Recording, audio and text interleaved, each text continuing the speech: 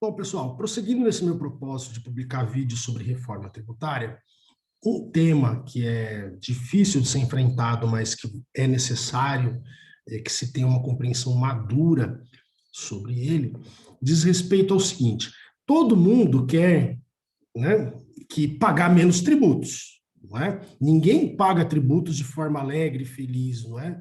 No período de pagamento de IPVA e IPTU, as pessoas estão sempre iradas. No período de entrega da declaração de imposto de renda, está todo mundo sempre muito morado. Não existe esse papo de pagar tributos com alegria. Não é? O que as pessoas normalmente querem é que os tributos sejam pagos por outros, não é? Tem sempre, no mínimo, uma compreensão de que alguns grupos são privilegiados e tal, e você não quer pagar tributos porque acha que outros grupos não estão pagando. Mas ninguém paga com alegria tributos, não é? Por outro lado, as despesas públicas no Brasil são muito elevadas. Por quê? Porque os gastos sociais que o governo tem são muito altos. Não é? Previdência social é o principal desses gastos. Nós temos também os benefícios sociais, como o BPC, que são ou LOAS, né, que são pagos para as pessoas que têm dificuldades para se colocar no mercado de trabalho. Você tem seguro-desemprego, uma série de benefícios sociais, Bolsa Família para tudo que é lado, que fazem com que os gastos sociais sejam muito elevados. Nós temos também, por morarmos num país de dimensões continentais, um país imenso, a necessidade de uma quantidade expressiva de funcionários públicos. Não é? E isso faz com que os gastos com a folha de funcionários públicos sejam o segundo maior gasto do governo e gastos muito difíceis de serem reduzidos. Por quê? Essencialmente, nós temos uma necessidade de uma grande rede de funcionários públicos. Isso faz com que os gastos já sejam naturalmente elevados. Você tem que pagar salário para as pessoas, não é? Nós precisamos de funcionários públicos nos postos de saúde, nas delegacias, nas redes de atendimento de serviços públicos, nos DETRANs. Nós precisamos dos funcionários públicos nos postos do INSS, não é? Outra coisa também que acontece é que você não pode demitir funcionários públicos, eles têm estabilidade. Isso é para evitar que um grupo político vença as eleições contra o grupo anterior e, naturalmente, os políticos fazem isso, né? Demita toda a rede de funcionários públicos, o que é ruim para a população, porque quem que vai abrir o posto de saúde no dia seguinte? Gera essa confusão, né? E para contratar os seus próprios amigos, o que é um outro problema. Não é? E aí, na transição de um governo por outro, que fica um grupo tentando prejudicar o próximo e o país fica prejudicado por isso. Então, os funcionários públicos têm estabilidade. Não dá, como numa empresa, para você demitir todos os funcionários públicos no momento de crise. Até porque, em princípio, o governo cuida de atividades essenciais. E há atividades essenciais mesmo, delegacias, você imagina, postos de saúde ficam sem funcionar, sem funcionário público, a gente cai num sistema de caos, não é? Outros países já tiveram essa experiência no passado, até mesmo no Brasil, com a greve dos policiais militares, com a greve de médicos, com a greve de professores, e olha o que acontece se a gente não paga essas pessoas. Não é? Então, os salários de funcionários públicos e os benefícios sociais pagam para isso são o segundo gasto do governo, e são gastos que também são muito difíceis de serem reduzidos.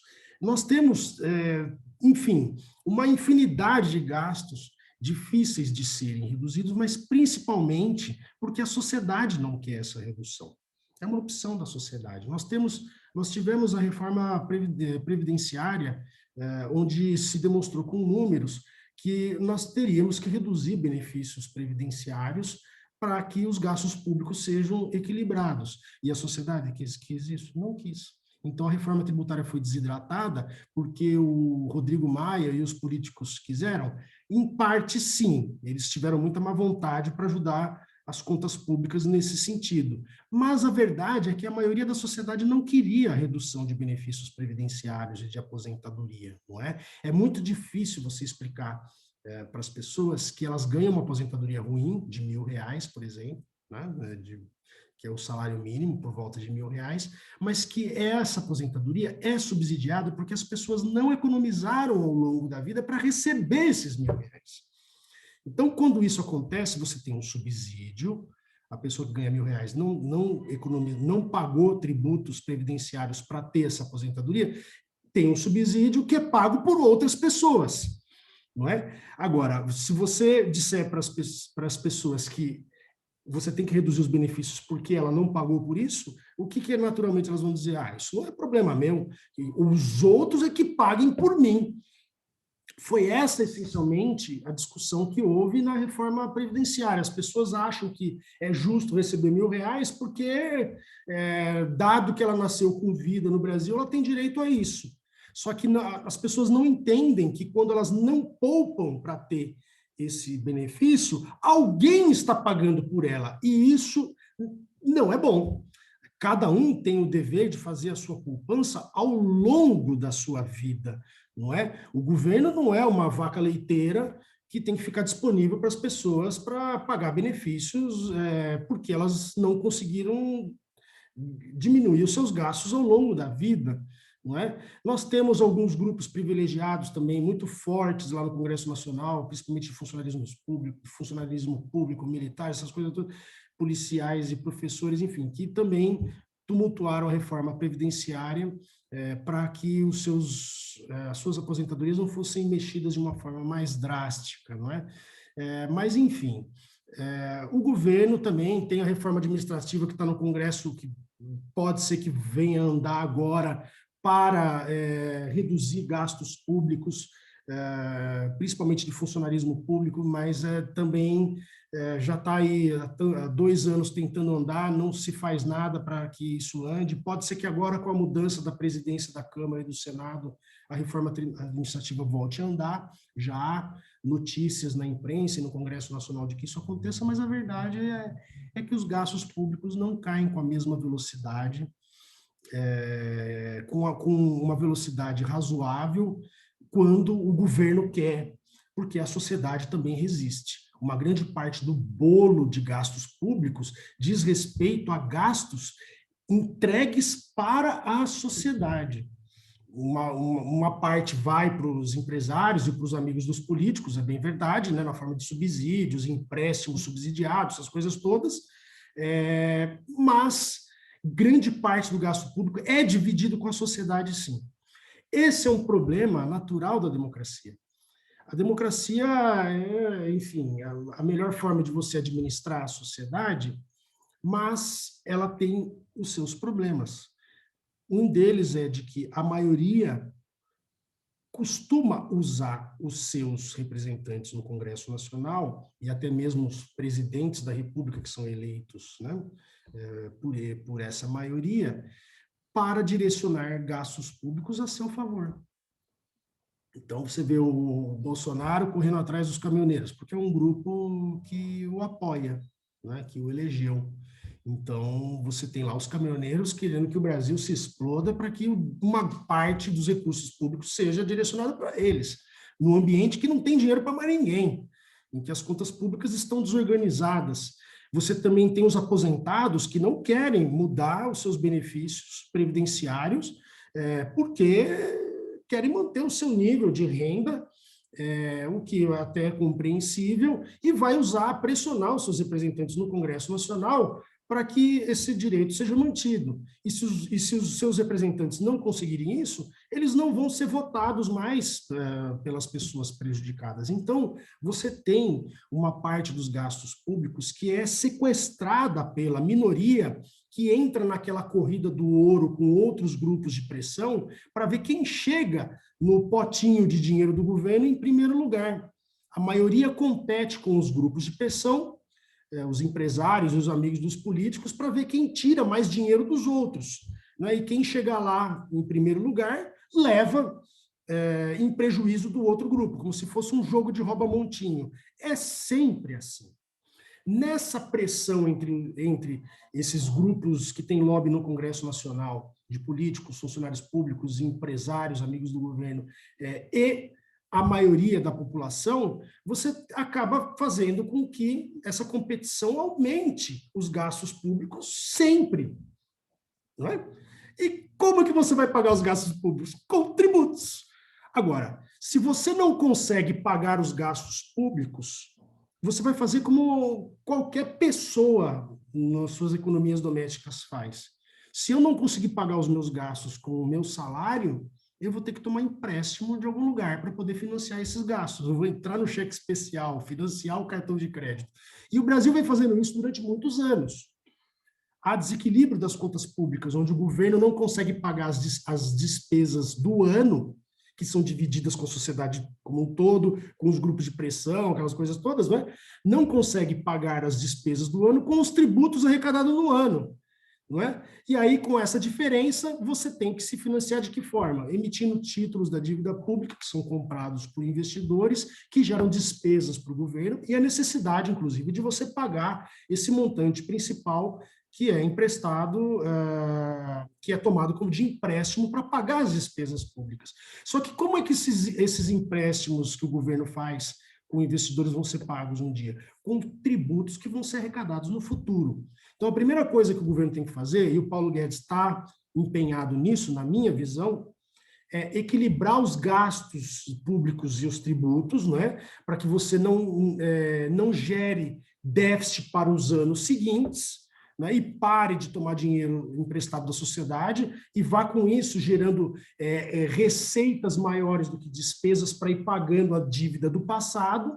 E aí você passa um recado para os investidores estrangeiros de que o Brasil vai conseguir pagar suas obrigações em dia. Porque se não conseguir, não vai ter polícia na rua para atender os roubos de carga, os roubos de plantas industriais, e os investidores não vão investir no Brasil, nem os estrangeiros, nem os nacionais. Então, a mensagem de que o governo vai conseguir pagar suas obrigações, não vai ter tumultos pela rua, não vai ter passeatas como houve na Colômbia, na Argentina, destrutivas, não é? Porque se o governo entra em causa, as pessoas vão para a rua se manifestar, há tumultos, os ladrões vão para a rua, não é? A criminalidade aumenta. Então, o governo precisa equilibrar os seus gastos correntes com as despesas correntes, obter um certo resultado positivo para pagar a dívida do passado, parar de emitir títulos novos, não é? E, ao mesmo tempo, tentar controlar as despesas, negociando com o Congresso Nacional para diminuir os grandes gastos públicos, que são aposentadoria, benefícios sociais, folha de salário de funcionário público e outros gastos e desperdícios que estão por aí, né, como estatais aí deficitárias, tentar privatizar as estatais, né? Mas a velocidade do corte de gastos, como eu expliquei para vocês e como nós estamos vendo pelo noticiário, é sempre muito baixa. Não é muito difícil cortar gasto, porque a maioria da população não quer, a classe política não quer, e os grupos de pressão dos empresários e funcionários públicos também não querem. Então, ninguém quer cortar gastos, então nós temos que manter a carga tributária elevada. É por essa razão que não é possível cortar tributos no Brasil de forma drástica no curto prazo. Não é possível. Ou a sociedade decide mamar menos no governo, sociedade e os grupos de pressão como um todo mundo. Não é só aquele grupo de empresários, só o funcionalismo público. Não, a sociedade como um todo tem que depender menos do Estado. E no Brasil, a sociedade como um todo depende do Estado, sim. Ou a sociedade opta por depender menos do Estado para que os gastos públicos sejam reduzidos, para com isso ser possível um dia reduzir tributos, não é? Reduzir a carga tributária, ou então fica nessa mesma situação, gerando déficit para o futuro, até que um dia nós vamos explodir, cair num cenário de hiperinflação e ser necessário um novo plano real no futuro. Não tem alternativa. Então, é por isso que, quando você fala de reforma tributária no Brasil, se alguém diz que vai reduzir tributos, não é verdade. Porque se fizer isso, vai fazer com que o país caminhe para o caos. O que é eventualmente possível é você reduzir tributos de uma classe de pessoas, mas você vai ter que aumentar de outra para manter o mesmo nível de arrecadação. Então, essa é a realidade triste e difícil que as pessoas não se conformam. Tá? Os tributos são elevados no Brasil? São. É possível reduzi-los no curto prazo? Não é possível. Quem fizer isso vai fazer o Brasil entrar numa rota de caos. Não é? Então, agora, os políticos não dizem isso com essa clareza que eu estou dizendo para vocês. Por quê? Eu não sou político, eu não dependo de voto. Se eles dizem para as pessoas, a carga tributária é elevada e vai continuar assim, eles não são eleitos. Então, de certa forma, eles têm que ficar mentindo, do tipo, nós vamos reduzir a alíquota aqui, mas no final omitem que estão aumentando tributos de outro setor da economia, ou então ficam enrolando as pessoas com reforma tributária que não sai nunca, porque sabem que esse debate é desgastante e não é possível reduzir tributos no Brasil coisa nenhuma. É por isso que a reforma tributária não sai, ou quando sai, com imperfeições, e a população acaba se frustrando com o que tem. A raiz do problema é o corte de despesas. Só que a maioria da população e os grupos de pressão não querem isso. Então, não teremos reforma tributária com redução de tributos no curto prazo. Tá legal? Eu vou publicar outros vídeos sobre reforma tributária para manter esse debate de forma compreensível para quem está interessado no tema. É um grupo pequeno de pessoas, é bem verdade, não é? Mas aí eu vou dividindo com vocês as impressões que eu venho acumulando pela leitura do noticiário e pela minha experiência também como professor e como estudioso da matéria tributária e de finanças públicas. Tá legal? Até o próximo vídeo, então.